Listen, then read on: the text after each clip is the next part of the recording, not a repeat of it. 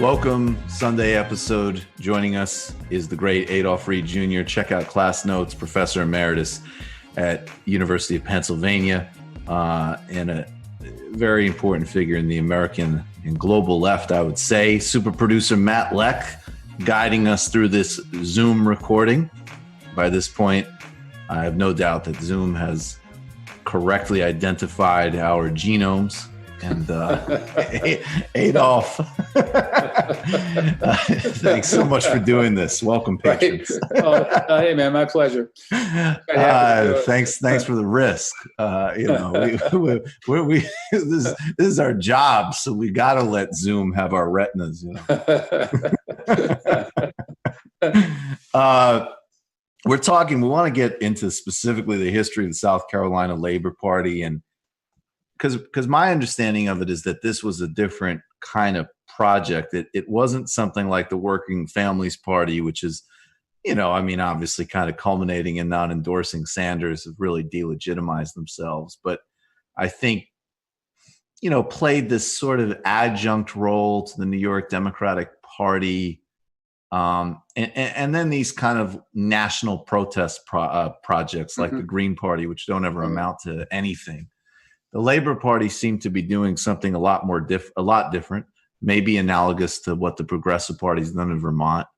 Can you talk about what is your connection to South Carolina, and how does that work emerge into the Labor Party? And maybe, just take us through that history. Sure. Well, the South Carolina Labor Party was a project of the National Labor Party, right?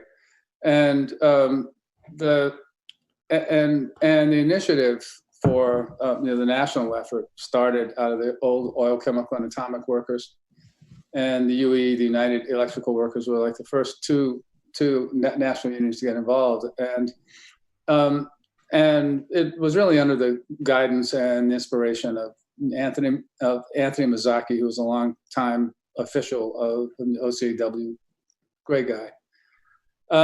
And what happened was, like, beginning in the early 90s, what I think one way to think about the initiative or the impetus, right, that the Labor Party effort came out of. They started out as a group called Labor Party Advocates, and the idea was that these were people mainly in the trade union sector, almost exclusively actually, whose main objective was to work through the labor movement to try to ascertain what kind of interest there would be among unions in pursuing the idea of an independent party of labor, right?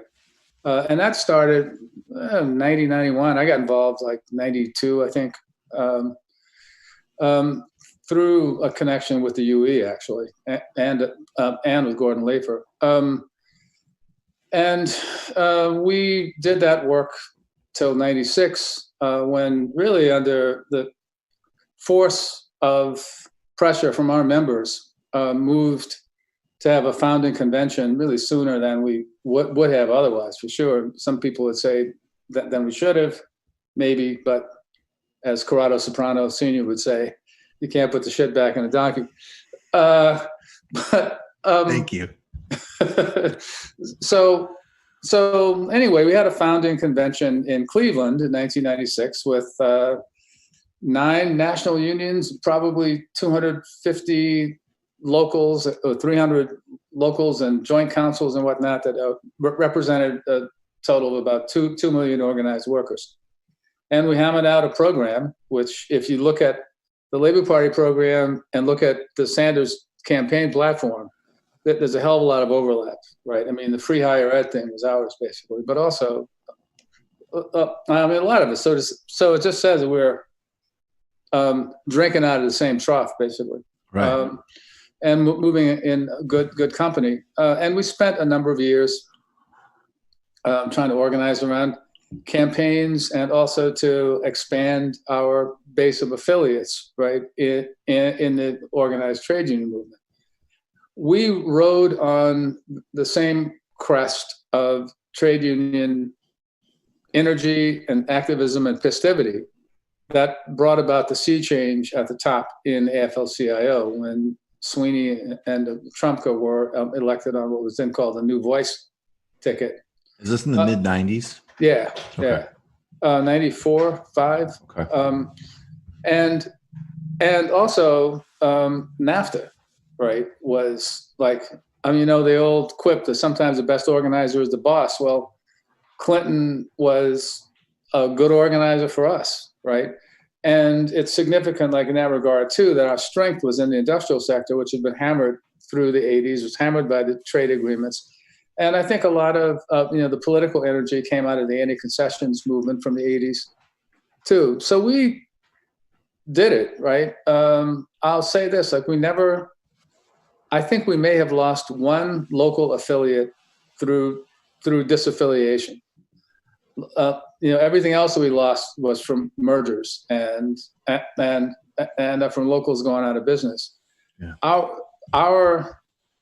We understood that a necessary condition for our growth was the continued vitality and the growth of the trade union movement. By the time we get to the end of the century, it's in disarray and things got tougher for us. Tony died tragically and prematurely in 2002, but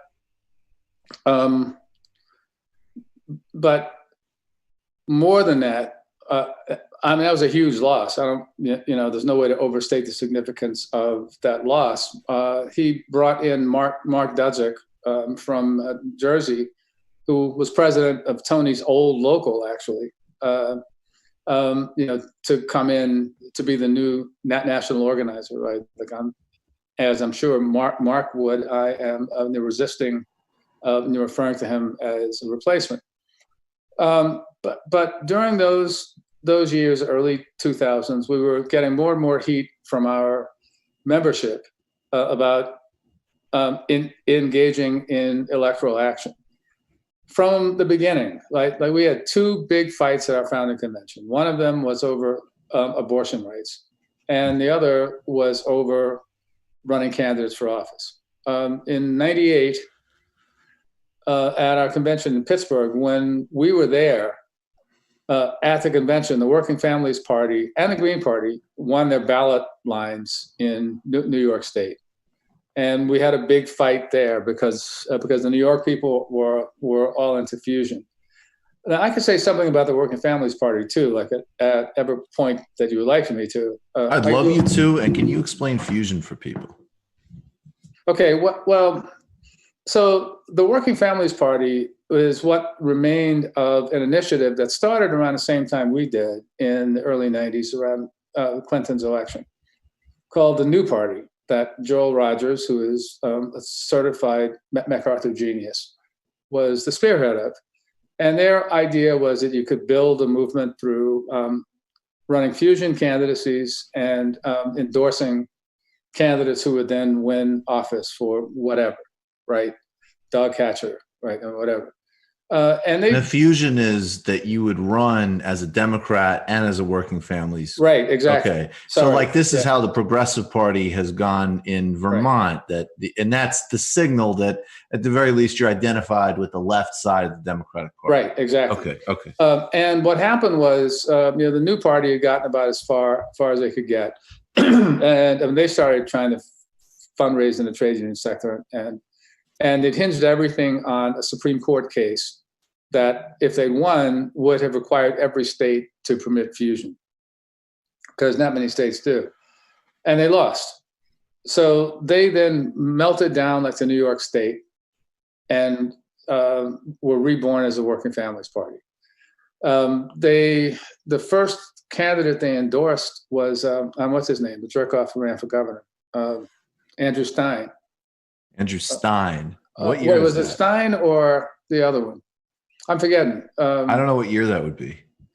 That would have been like 98. 98. Andrew Stein, the New York City councilman who's friends with Trump now? He was comptroller. Okay. Yeah. I don't know. Yeah, no, it wasn't Stein. No, I don't think it was Stein, but I think it was another one. Another New York City Paul who was. No, it wasn't Andy Stern. I mean, that's the SEIU guy. What's this guy's name? It'll come to me. But the next thing they did was they endorsed on HRC in the Senate race, and they jumped out in front of her. I mean, I've always thought, frankly, that the Working Families Party was a way to give leftist trade unionists and other leftists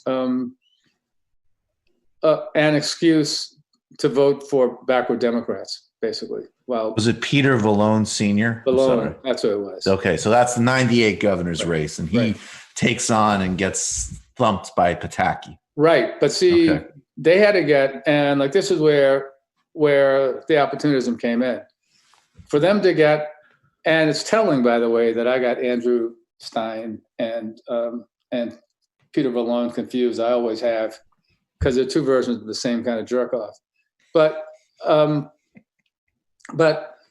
thing was that to get ballot status, they had to get 50,000 votes on their line for a gubernatorial candidate.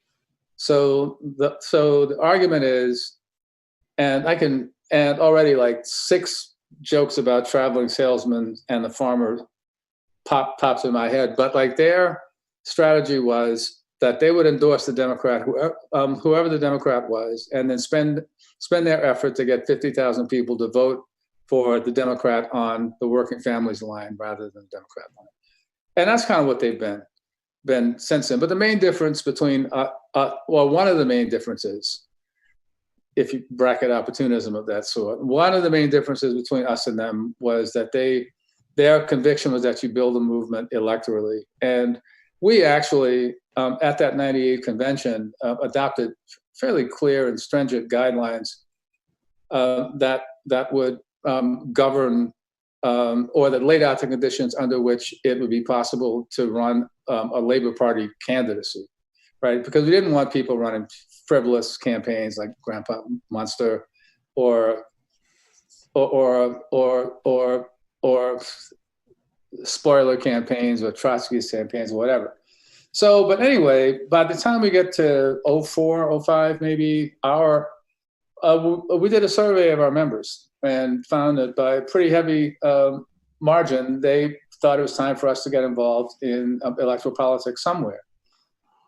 And because we'd been working in South Carolina for 6 or 7 years at that point, and had the close connection with the state Fed, right? The state Fed was an affiliate. We thought, okay, well, and what the big thing that happened was Leonard Riley, who was an activist in the Charleston ILA local, I'm in Longshore local, just mentioned that he wanted to run against this asshole in the state legislature, like a Republican who stood out among all of the other Republicans. That must be some asshole. Well, I'll tell you what he did.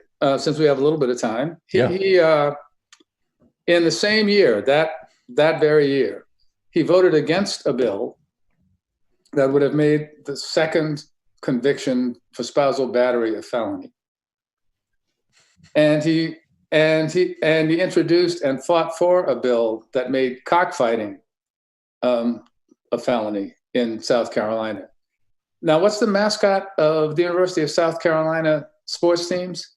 The Fighting Gamecocks. But the idea was that Mexicans were doing this. Right. Right. So anyway, I will say, and I hear this anecdotally, and I do not approve of it, but somewhat comedically, there was some good racial inroads in Western Massachusetts between Generation Long's residents of Hadley and some new arrivals from Puerto Rico and the shared passion. Oh, I'm sure. No, for brutalizing these poor animals. Yeah, no, I'm totally sure. Yeah, but I know Hadley, so. Yep. So when Leonard said he wanted to run against Altman, was this guy's name, he said he didn't want to do it as a Democrat. He wanted to do it on the Labor Party line. Well, we didn't have a line. We didn't know what was necessary to get one.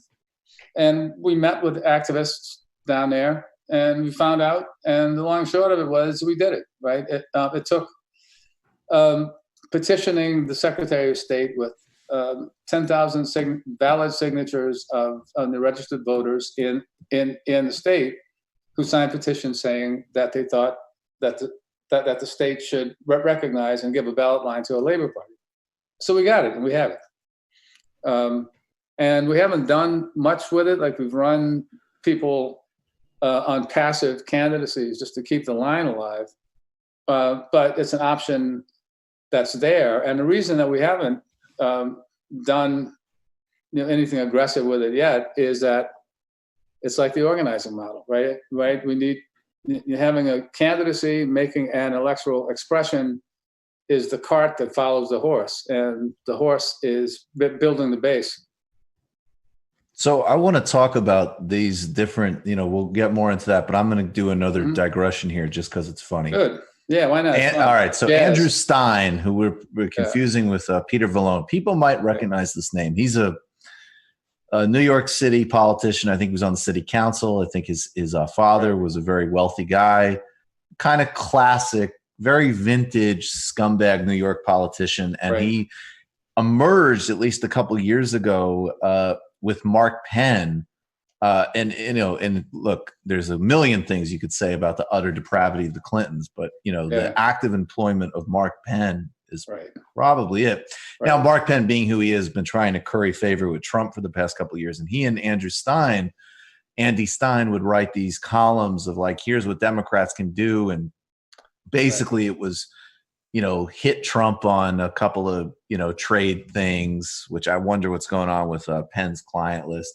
Embraces xenophobia essentially, and defend Obamacare, and I believe Stein has endorsed Trump's reelection. I think if you I think so. I got to double check that, but at any rate, and Penn was advising Trump around impeachment, and I just want to write this because Stein in 2010 went to jail for some type of some type of pension fraud or something. Right. And the piece in this is a New York Daily News piece from May 31st, 2010.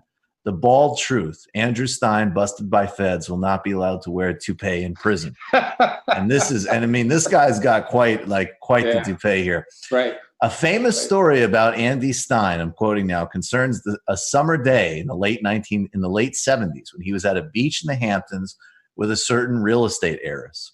The heiress went for a swim, only to be caught in the undertow. She called for help, but Stein remained on shore, pointing to the top of his head. The heiress kept calling for help, but Stein kept pointing. Finally, others dove in, and she returned to shore. No thanks to Stein, who apparently would rather let her drown than doff the toupee that he only imagined looked like his own hair. That's great. That's classic Andrew Stein. It really is. Oh man, that's perfect. Oh my God, it really is.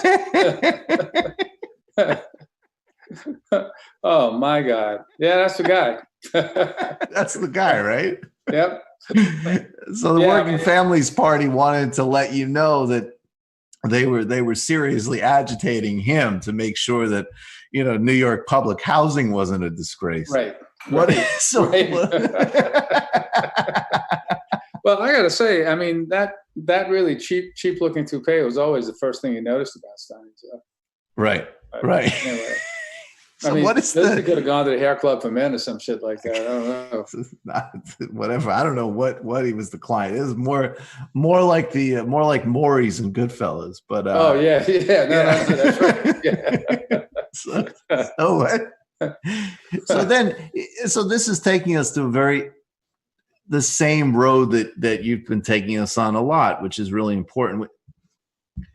Is it that you're saying that whether we're talking about the Sanders campaign or the new Medicare for All campaign or the Labor campaign or the Labor Party, that instead of looking at these various particular means as the focus point, you're looking at what is right in front of you as the most effective means to mobilize people into labor politics? Right. And then that kind of reframes it, because then the third party doesn't become a magical bullet. And then also the Democratic Party doesn't either become this big like either, well, we got to take it over, or no, we can never do anything with those Democrats because, Right. they come from the wrong class composition or Right. whatever. Right. That's right.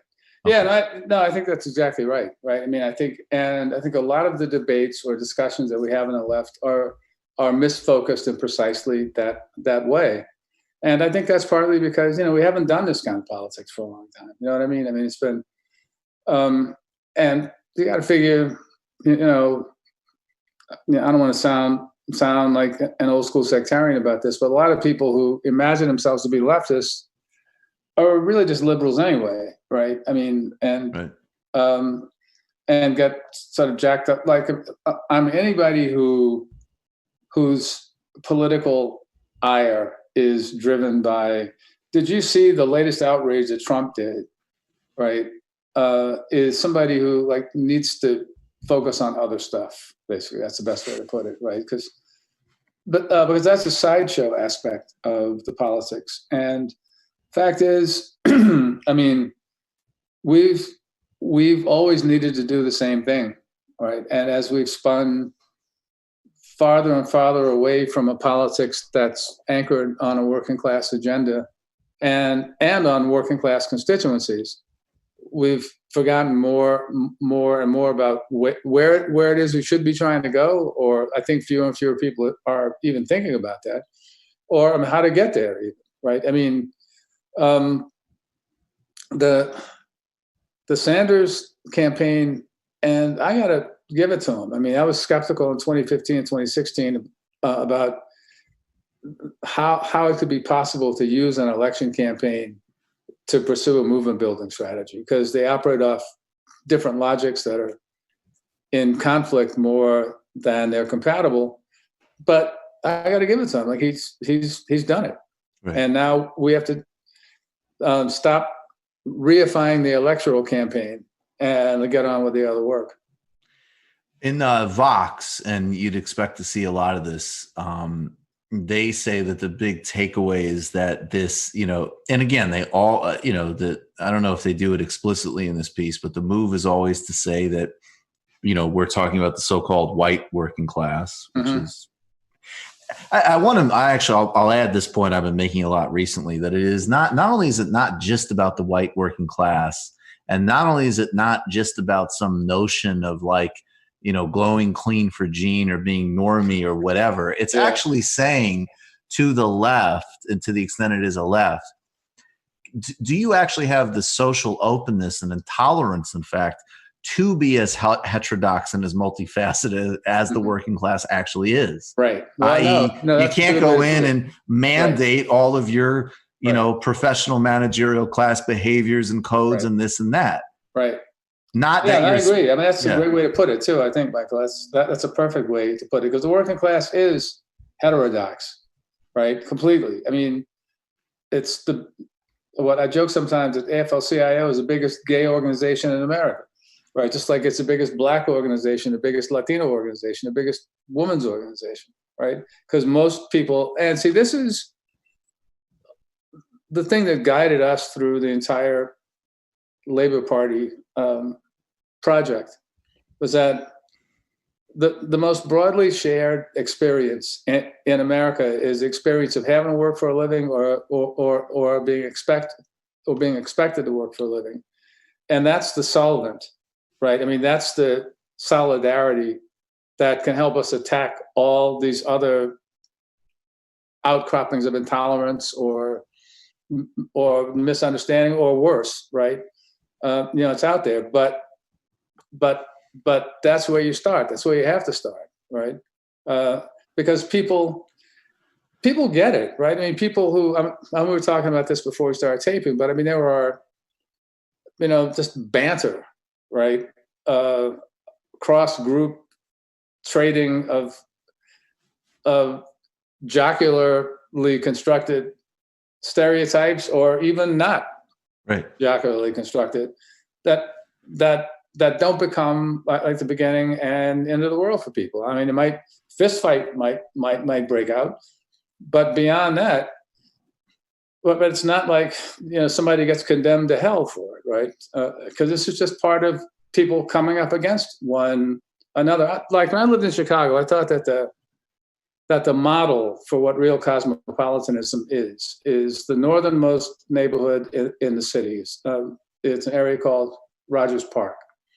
And what made it so richly cosmopolitan was that there was some everything there, right? But like not so much that any one identity dominated.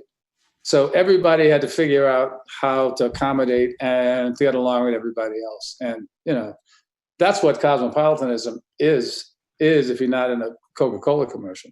Right, exactly. And there's some messiness to it. And there's yeah, totally. And the two other things I want to run by you, and then we'll get to this Vox thing. But I mean, one is that, and that's another reason that all this, sort of that culture of censoriousness, and instead of looking at, how people can evolve and redeem and change, or just who fucking cares, right? Which is the other major factor. Right. But even if there is like some legitimate transgression or mistake or whatever, that the idea should be, how does one bounce back and shift? Because the other extraordinary thing when you get to that kind of real censorious religious culture is when people say like, oh, well, that's just costing somebody a job or something. Well, we all know how brutal that is in this society. Right. So I don't know what the hell you mean. That's a enormously damaging thing to do to anybody. And the second thing too, and I think Adam Proctor actually said this to me, if I remember correctly, that when James Damore put out that very essentialist and very stupid Google memo with the, girls don't have the brains to do science, so let's stop trying to do that. The big move in pop culture and the big move in Google as a company that has no labor protections is to fire the guy. Right. And I love the thing that I heard was that if there was a real labor union in Google and a real solidarity, they would have shut the company down to protect his job. And then they would have caught him after work and beat the shit out of him for being an asshole. No. Yeah, that's right. That's right. That's the way it's supposed to go.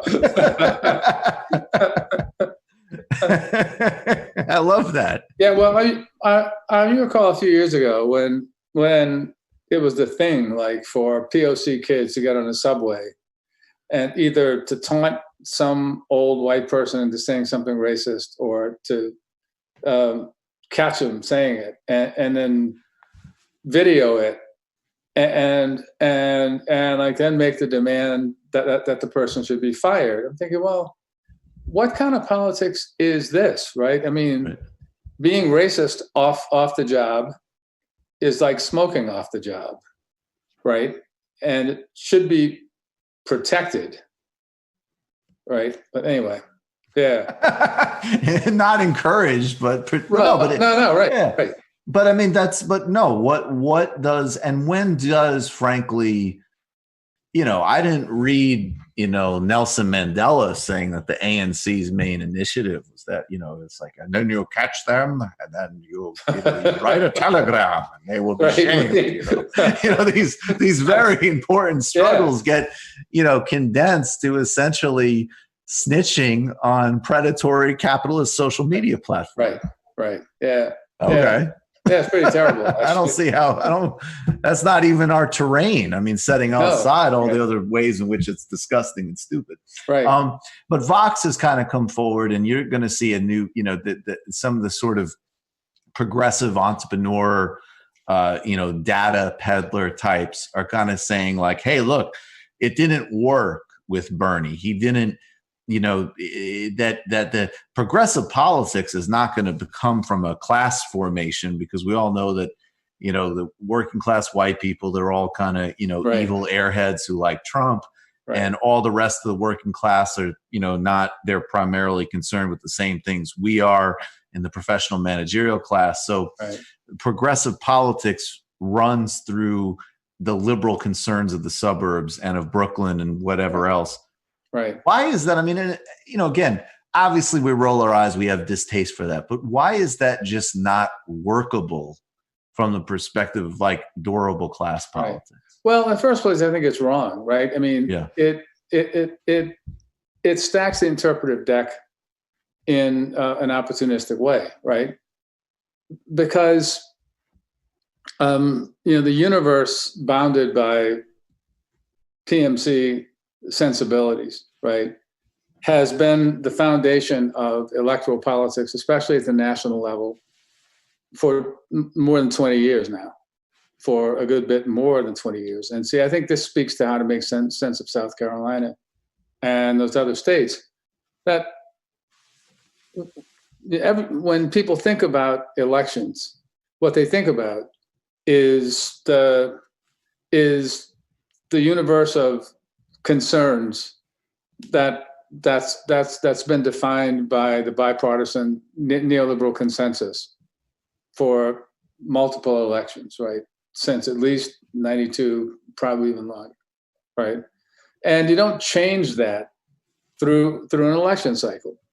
You don't change that through 2 election cycles, and especially not at the same time that you've got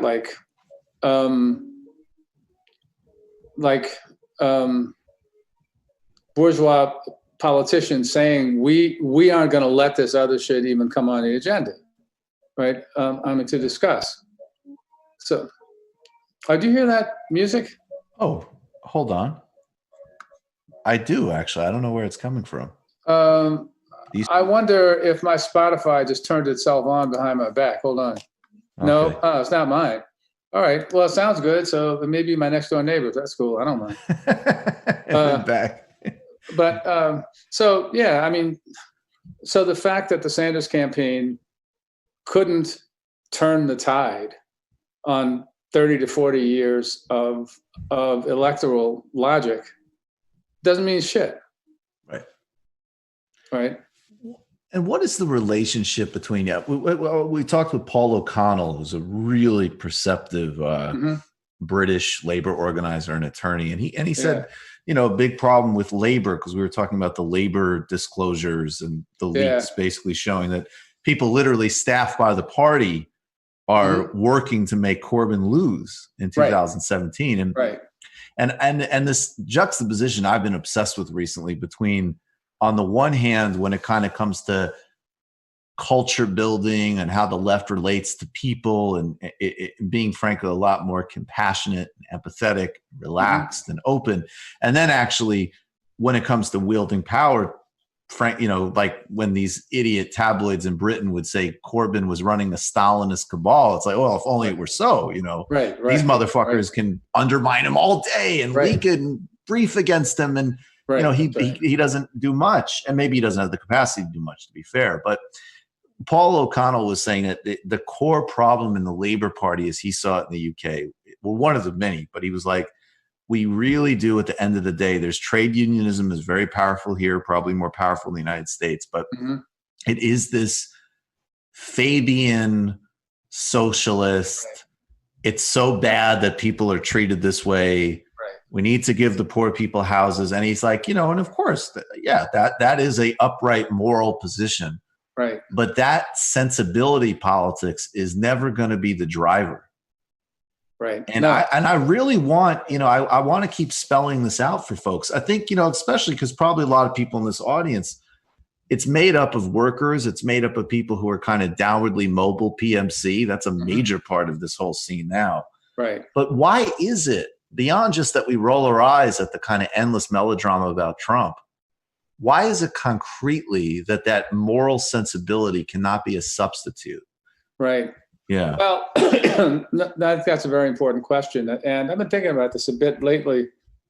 And in a funny way, because of the tension between Warren's approach to redistributive politics and Sanders' approach, right? And this kind of gets us to the limits or the problem, the real deep problems with the disparities discourse too, is that the Warren view, I mean, just like the Londoners, as contrasted to the more conventional and busted working class types in the UK, understanding is that the first objective needs to be to improve the conditions of the worst off, right? And we get the same kind of stuff here from people who are, like get into the worker center politics and that kind of stuff, right? The immigrant workers who are the worst off, right, and so forth and so fast food workers were the worst off, and so forth and so on. And it sounds radical, right? The two, and just for the record, right? Just for the people out there who would listen and say, I don't believe this asshole just said he's opposed to improving the conditions of the worst off. I'm not saying that at all.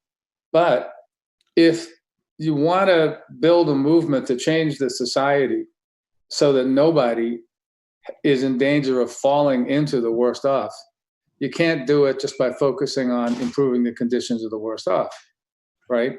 Because there's no basis for solidarity there that goes much beyond charity.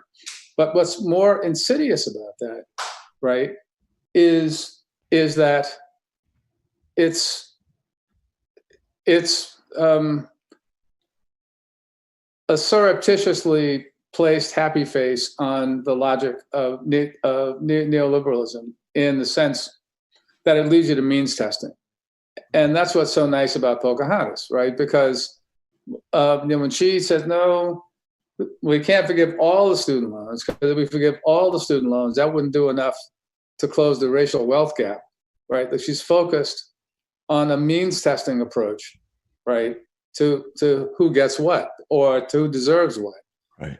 And that's not only a loser politically, because the one thing that we've learned from 80 years of means testing now, right, is that everybody who is excluded from the bottom that's eligible is there to be mobilized as an enemy, to go after the special shit that they get that I don't get, right? And I'm sure we both had a lot of conversations just in passing, even like with people who make just enough not to be eligible for food stamps. Oh yeah. Who go into the store and say, well, I see them buying, whatever. Like, it doesn't even have to be filet mignon and vodka. It could be Pop-Tarts, right? But I don't get the subsidy to do it. And so, and beyond that, like the logic, right? So beyond the instrumental political stupidity of it or failure of it, the logic of a means testing approach or partial benefit approach is that the methods of production and patterns of distribution upward and downward in the society are basically fine, except for these hard luck people at the bottom, right? Right. And what that means then is that the beef isn't with capitalism. The beef isn't even with neoliberal capitalism. It's with some shit called the excesses. Well, what if the excesses are in fact the essence? What if the asset? Right. Okay. And then this is also leads to two other things I just want to put into play in my sort of collage thinking here.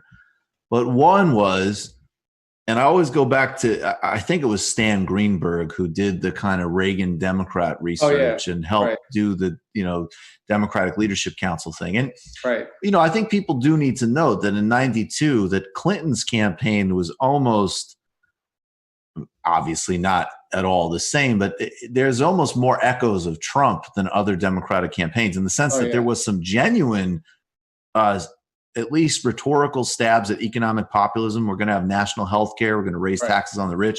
And then a massive race baiting, aggressively racist campaign. And what Greenberg's research, I think, kind of showed, which was, worth knowing, the direction they took it in was appalling, was that it was that these Reagan Democrats, they got that the Republicans were pro-corporate, and they had no illusions about that. They just had a lot of, and absolutely a lot of it was, deep racial resentment for sure. But they had the perception that the Democrats would not protect them from corporations either, but would tax what little they had to kick programs to poor people, and they were going to get fucked either way. And you do see, I have a friend, Luke Mayville, he helped expand Medicaid in Idaho. He said, absolutely, you get 1 million people at the doorstep. I make 40 grand. I can't afford health insurance on the exchanges, but I guess Right. I can't get Medicaid. Right. What the hell is that? Right. No, that's right. So it's a losing proposition all the way around. And it also, I'll just throw in, the other two things I want to put into this. This is another way in which I think capitalists have an advantage because they can, at their best, actually speak pretty universally. Mm-hmm. They can say, hey, look, it's terrible. Yeah, nobody, we're not going to do anything about it, but yeah, nobody should be poor. Right. And we're not going to valorize that or mystify that or think there's anything special about it. It sucks. Right. And what we would like is that everybody gets a steak in the fridge and, right. and lives well. Right. And that's pretty damn appealing. Right. No, that's right. Yeah. Than somebody romanticizing your condition, I guess, in a way, Right. in a weird way. Right. Well, no, I think that's right. Yeah. I definitely think that's right. And you probably noticed that the Financial Times has been wringing its hands about inequality having gone too far lately. It's not going to last very long, but yeah, no, I mean, they understand what's going on, I think. So basically, if there was a conclusion, it would be that, okay, so the Labor Party in South Carolina was the conduit, and the Sanders campaign was a conduit. Mm-hmm. The healthcare struggle is a conduit. Right. And the actual job here is to get as many people. I mean, do you think that kind of 99% framework is actually useful for this in a way? Yeah, it could be. Yeah. I'm not crazy about it. Right. Yeah. Well, what is it though? What is a language that just basically says, I don't know, is it the many, not the few? What the hell is it that just says basically this is about whatever is conducive to getting people in to a broad-based class project? No, right. Exactly. Yeah. I mean, it must not have been your podcast, but I was saying to somebody, not that long ago that, I was in and then on the periphery of one of those email exchanges about the PMC, a couple of months ago. And I kind of lost interest in it because what it comes down to for me is that, of course, the PMC is a big amorphous class formation. But I have no interest in trying to handicap like which segments of it are going to be more open to working class politics. From my perspective, it's a kind of straightforward proposition that you put the working class program out there. Some segment of the PMC is going to come to it, and I mean those are the good ones. And I mean those that don't, self-selected, right? Yeah, and those that don't aren't even necessarily all the bad ones, right? Because there could be a bunch of them just haven't figured out that they're next in the queue to get fucked, right? But when they do, right, then some of them will come to us, some of them will go fascist. But I mean that's where the struggle is going to be, right? Right? It's something else you can't map in advance, I don't think, right? I mean, and see that's I guess the other thing I was going to say about the big project of the overall Labor Party experiment was that we were, by defining the working class very broadly, right? Then we were also pushing for an understanding of who the working class is and what the proper kind of working class consciousness, or what sort of working class consciousness we wanted to cultivate and to reinforce. Because in one sense, and see, this is one of the fights among labor historians, right? Right. I mean, the non-Marxists, or a lot of the non-Marxists, tend to say, "No, look, working class has a consciousness, right?